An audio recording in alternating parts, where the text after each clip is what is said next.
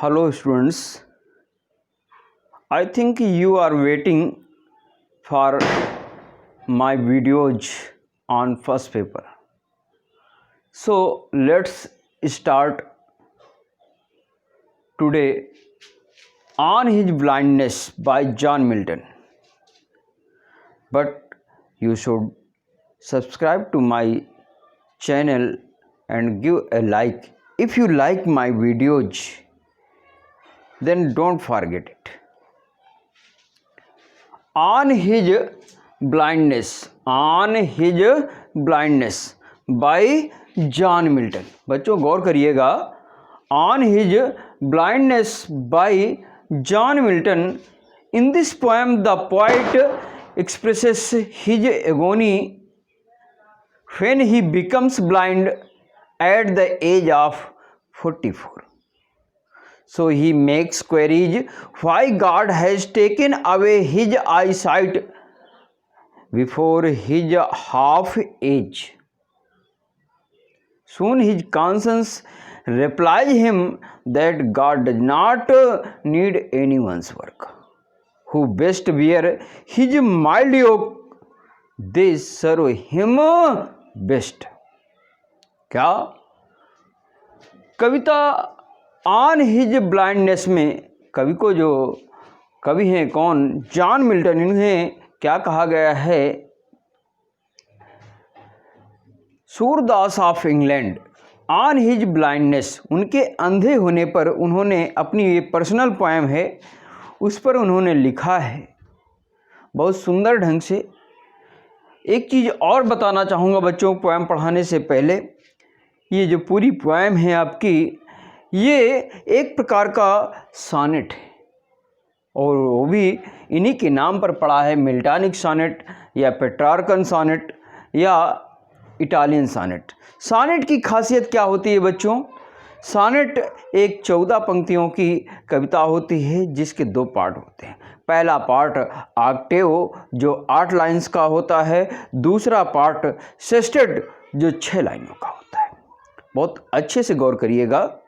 तो first part में यानी ऑक्टेव में किसी भी विषय पर कवि वर्णन करता है या बताता है और लास्ट की 6 पंक्तियों में उस विषय का निष्कर्ष या निचोड़ देता है. गौर करिए, देखिए कवि क्या लिखता है. ऑन हिज ब्लाइंडनेस, ऑन पर, हिज उसके, ब्लाइंडनेस अंधे होने पर. जॉन मिल्टन जी क्या कहते हैं कि when I consider how my light is spent, when I consider how my light is spent in half my days in this dark world and wide. When जब आई मैं यानी कवि स्वयं कंसीडर करता है, विचार करता है, सोचता है. क्या सोचता है कि हाउ कैसे, हिज लाइट, उसकी लाइट मतलब आईसाइट नेत्र ज्योति, इज स्पेंट खर्च हो गई, अर्थात is gone away, is taken away, ले ली गई है, चली गई है. किसके द्वारा? ईश्वर के द्वारा. कवि ये जब विचार करता है कि उसकी नेत्र ज्योति कैसे चली गई है, कब? इर हाफ माई डेज, कब? इर से पहले, हाफ आधे दिनों से पहले, हिज डेज उसके अपने जीवन के आधे दिनों से पहले, अर्थात उसकी उम्र के आधे दिनों से पहले, उसकी आधी उम्र से पहले उसकी नेत्र ज्योति कैसे चली गई. कहाँ पर? इन दिस डार्क वर्ल्ड, इस अंधकार में संसार में, एंड वाइड और जो विस्तृत संसार है. कैसा संसार है?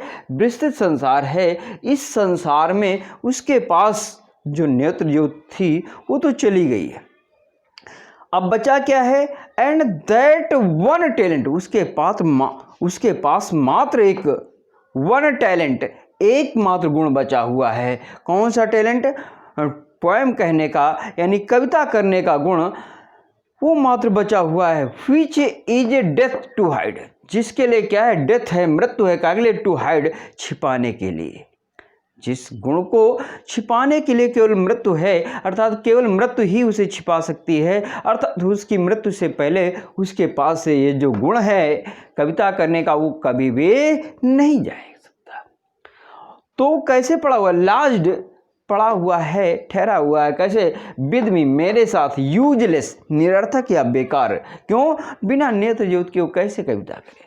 तब ये ऐसे प्रश्न कवि अपने आप से प्रश्न करता है और क्या कहता है, दो माई सोल मोर बेंट, दो यद्यपि माई सोल, मेरी अंतरात्मा जो है, मोर बेंट, कहीं ज़्यादा समर्पित है, किसके प्रति, मेरे अपने रचनाकार के प्रति, काहे के लिए, टू सर्व, सेवा करने के लिए, देर विद, उससे, किसकी, माई मेकर, मेरे अपने रचनाकार की, एंड प्रेजेंट, और उसके सामने उपस्थित करना चाहती है या देना चाहता है क्या, माई ट्रू अकाउंट, उसका वास्तविक लेखा जोखा, कौन सा लेखा जोखा, ऑफ हिज डूइंग्स, उसके कार्यों का, कौन से कार्यों का, ऑफ हिज लाइफ, उसके जीवन के अपने कार्यों का लेखा जोखा प्रस्तुत करना चाहता है।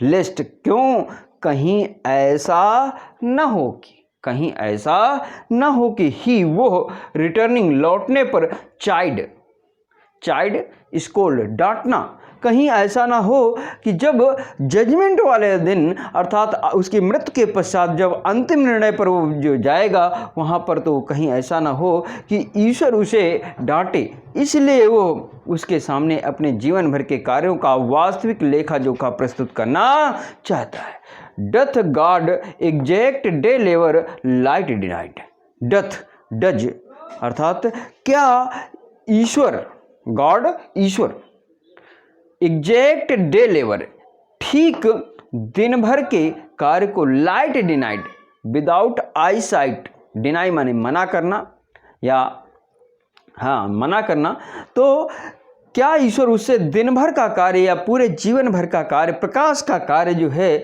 बिना लाइट के, बिना प्रकाश के, अर्थात बिना नेत्र ज्योति के उससे कराना चाहता है। ऐसा उसने अपने आप से क्या किया, आई फांडली आस्क, उसने फांडली, फूलिशली यानी मूर्खतावश आस्क, पूछा, उसने अपने आप से मूर्खतावश पूछा, बट पैशंस टू प्रिवेंट, लेकिन धैर्य ने टू प्रिवेंट, उसे रोका, क्यों रोका, उसकी कॉन्शियस ने उसे रोका, क्यों, किस बात के लिए रोका, दैट मरमर, जो वो मरमर करता है, बड़बड़ाता है, बुदबुदाता है, कंप्लेन करता है, शिकायत करता है, उस बात के लिए उसके रचनाकार ने उसे क्या किया, डांटा। और सुन, उसके रचनाकार ने जो उसको शिकायत की, उसने अपने रचनाकार से, उसके लिए उसकी अंतरात्मा ने, सारी रचनाकार ने, उसकी अंतरात्मा ने उसे सुन रिप्लाइज, उत्तर दिया क्या, कि God doth not need, God does not need, ईश्वर को आवश्यकता नहीं है, किस चीज़ की आवश्यकता नहीं, आइदर मैंस वर्क, या तो मनुष्य के वर्क कार्यों की, और अथवा हिज ओन गिफ्ट्स, अथवा उसके अपने स्वयं के द्वारा दिए गए उपहारों की, स्वयं के द्वारा दिए गए उपहार कौन कौन से, जो उसे मनुष्य को निःशुल्क मिले हैं, क्या, भूमि, जल, वायु, वन संपदा, पशुधन, ये हमें निःशुल्क उपहार के रूप में मिले हैं, तो इन चीज़ों के बदले में वो हमसे कुछ भी नहीं चाहता। और फिर क्या चाहता है, कब क्या कहता है कि हु बेस्ट बियर,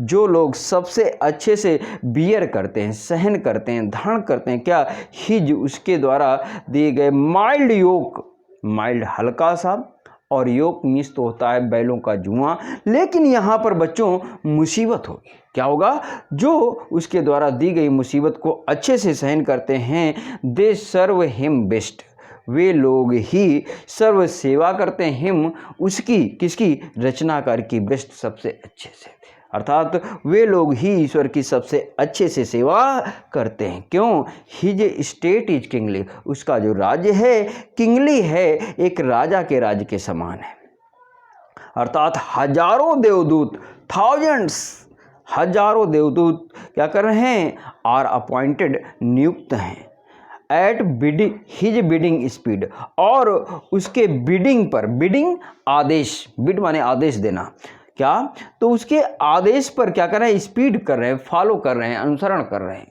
हजारों देवदूत उसके आदेश का पालन कर रहे हैं। एंड पोस्टेड ओवर, और नियुक्त हैं ओवर पर, कहाँ पर, लैंड एंड ओशन, पृथ्वी पर, एंड ओशन, और समुद्र पर, विदाउट रेस्ट, बिना आराम किए हुए। अर्थात हजारों देवदूत पृथ्वी पर भी और समुद्र में भी, यानी जल में भी और थल में भी, यानी प्रत्येक जगह नियुक्त हैं। दे आल्सो सर्व, और वे लोग भी उसकी सेवा करते हैं। हु बेस्ट बियर, जो लोग उसके द्वारा दी गई मुसीबतों को अच्छे से सहन करते हैं। और वे लोग भी सेवा करते हैं। हु स्टैंड एंड वेट, जो खड़े रहते हैं और प्रतीक्षा करते रहते हैं कि कब ईश्वर उन्हें आदेशित करे और वे उसके आदेशों का पालन करें। क्या, हजारों देवदूत उसके पास हर वक्त नियुक्त रहते हैं और वो केवल इसी प्रतीक्षा में रहते हैं कि कब ईश्वर उसे आदेशित करे और वे उसके आदेशों का पालन करें। तो बच्चों, आपको शायद पोएम बहुत अच्छे से समझ में आई होगी। आपको एक्सप्लेन करना है। पहला जो स्टैंजा है, व्हेन से लेकर के कहाँ तक, माई सोल मोर वेंट तक, और दूसरा जो है वो आपको कहाँ से, बट पैसेंस टू प्रिवेंट से लेकर के, दैट मर्मर सून रिप्लाइज से लेकर के कहाँ तक, दे सर्व हिम बेस्ट तक, दो। और तीसरा जो सबसे महत्वपूर्ण पैरा स्टैंजा है, उसको आपको कहाँ से करना है, हिज स्टेट इज किंगली से लेकर के स्टैंड एंड वेट तक। तो इतना आपको बच्चों एक्सप्लेन करना है। आपको हमने इससे पहले एक्सप्लेन करना बहुत अच्छे से सिखाया था। आप गौर करिएगा कि आपको पहले कहा था कि हिंट्स लिखिएगा, कहाँ से कहाँ तक, फिर रेफरेंस में क्या, these lines have been taken from the poem on his blindness composed by John Milton. और कॉन्टेक्स्ट बहुत अच्छे से याद रखना है आपको, इसको मैं फिर से बता देता हूँ। कॉन्टेक्स्ट में आपकी जो शुरुआत होगी कहाँ से, इन these lines the poet says that, लेकिन अब जितना अनुभव होता जाएगा उतने ही चुनिंदा आपके शब्द निकलते जाएंगे। तो देखिए कॉन्टेक्स्ट में मैं बता दे रहा हूँ आपको क्या, कि in these lines the poet expresses his agony, agony क्या है, वेदना है। In these lines the poet expresses his agony when he becomes blind at the age of 44।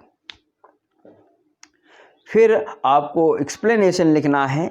Explanation में लिखना है आपको, इन these lines the poet tells us that. फिर आपको क्रम से छोटे छोटे वाक्य बना करके लिखते जाना है और लास्ट में नोट में लिखना है। नोट में बहुत सी चीज़ों को गौर करना है आपको। Number 1, the poem is a personal sonnet. Number 2, the poem is an Italian sonnet और Miltonic sonnet. Number 3, the poet is called the Surdas of England. Number 4, the language of the poem is simple and straightforward, and the style of the poem musical and heart touching. Okay, thanks.